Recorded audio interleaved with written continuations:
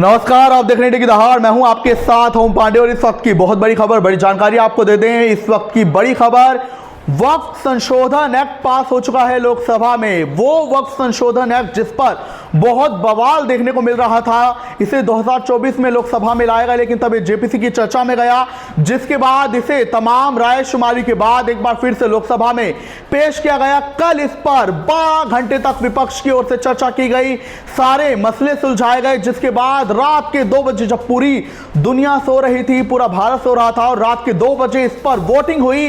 520 सांसदों ने ही इसमें भाग लिया और 288 मतों के साथ जो है वक्फ संशोधन एक्ट पास कर लिया गया है। आपको बता दें कि ये जो वक्फ संशोधन एक्ट है, इसमें सबसे लेटेस्ट संशोधन तो 1995 में कांग्रेस की सरकार में किया गया था, लेकिन उसके बाद एक भी इसमें संशोधन नहीं हुआ।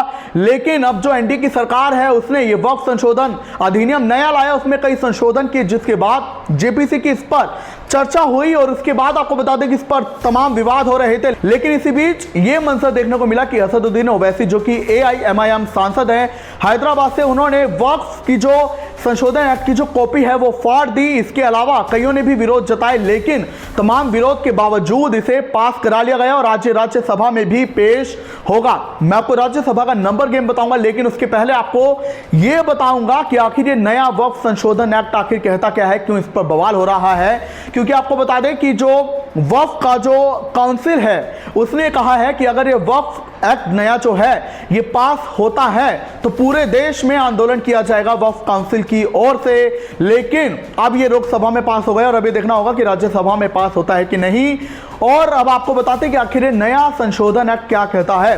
तो जो वक्फ संशोधन एक्ट है वो ये कहता है कि पहले क्या होता था कि अगर किसी की संपत्ति पर दावा ठोकता है वक्फ बोर्ड, तो वो कहीं पर भी आपत्ति या अपील नहीं कर सकता था, वो सिर्फ वक्फ ट्रिब्यूनल कोर्ट में कर सकता था। और ऐसे में अब ये नया क्या कहता है कि अब वो शख्स किसी भी कोर्ट में, सिविल कोर्ट में, रेवेन्यू कोर्ट में या फिर अन्य किसी ऊंची कोर्ट में अपनी अपील या आपत्ति जता सकता है। वक्फ ट्रिब्यूनल बोर्ड में ऐसा नहीं होगा। सिर्फ दूसरा क्या होता था कि पहले अगर किसी की संपत्ति पर वक्फ ने दावा किया है तो वक्फ ट्रिब्यूनल बोर्ड का फैसला आखिरी माना जाता था, लेकिन अब ऐसा नहीं होगा।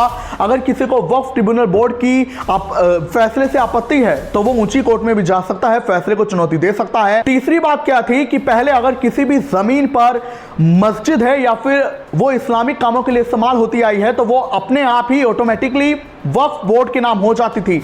लेकिन अब ऐसा कहा गया है नए एक्ट में कि जब तक वक्फ बोर्ड को ये दान नहीं की जाएगी तब तक वो उसके नाम नहीं मानी जाएगी। चौथी बात, सबसे महत्वपूर्ण बात क्या है, पहले वक्फ बोर्ड में होता क्या था कि महिलाओं की नियुक्ति नहीं होती थी और गैर इस्लामिक लोगों की भी नहीं होती थी नियुक्ति। लेकिन ये नया नियम कहता है कि इसमें 2 महिलाओं की नियुक्ति हो सकती है। लेकिन यह भी कहा जा रहा है कि इसमें गैर इस्लामिक लोगों की भी नियुक्ति हो सकती है, 2 सदस्य गैर इस्लामिक हो सकते हैं। लेकिन अमित शाह ने, जो कि देश के गृह मंत्री, उन्होंने कहा है कि ऐसा कोई भी प्रावधान नहीं है, ये माइनॉरिटीज को डराने का काम किया जा रहा है।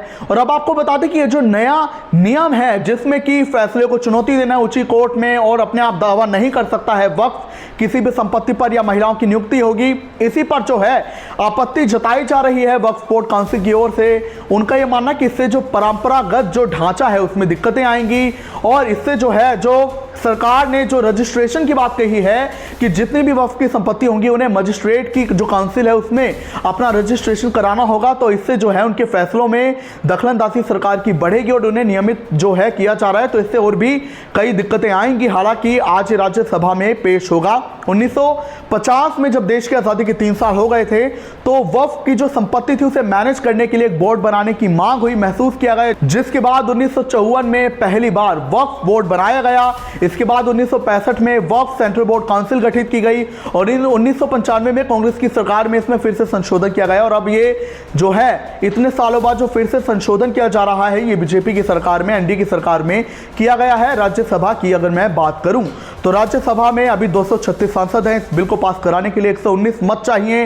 ऐसे में बीजेपी के खुद भी 98 सांसद हैं, एनडीए के 115 सांसद हैं और 6 मनोनीत सांसद हैं। तो ऐसे में अगर उनका समर्थन एनडीए को मिलता है तो 121 हो जाएंगे। तो ऐसे में आसानी से, अगर ये नंबर गेम में कोई गड़बड़ी ना हो और विपक्ष के भी वोट अगर कहीं से क्रॉस वोटिंग के जरिए मिल जाए एनडीए सरकार को, तो ऐसे में राज्यसभा से भी आसानी से पास हो जाएगा, फिर राष्ट्रपति की मुहर लगेगी और ये कानून बन जाएगा। बहरहाल क्या कुछ आप इस पर कहेंगे, मैं जरूर बताएं।